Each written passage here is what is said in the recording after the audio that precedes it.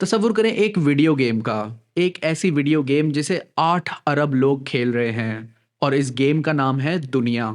और इस गेम में 2 तरह के प्लेयर्स हैं।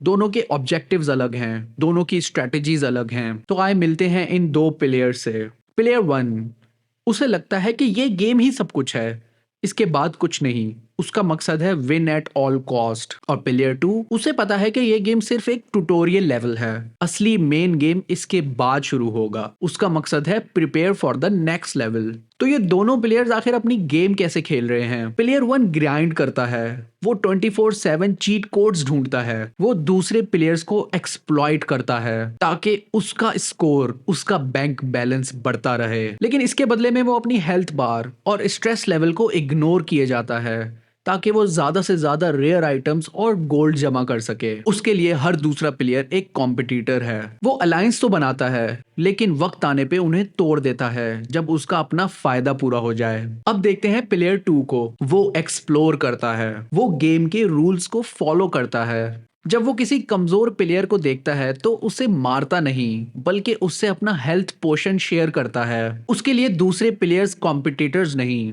टीममेट्स हैं। वो गेम के क्वेस्ट पूरे करता है, ना सिर्फ एक्सपीरियंस पॉइंट्स के लिए बल्कि उस गेम के क्रिएटर की आर्टिस्ट्री को पहचानने के लिए, उसे अप्रिशिएट करने के लिए। और फिर एक दिन ये गेम खत्म हो जाता है। प्लेयर 1 जिसने सबसे ज्यादा स्कोर बनाया था, उसकी स्क्रीन पर एक मैसेज आता है, फाइनल स्कोर डिलीटेड।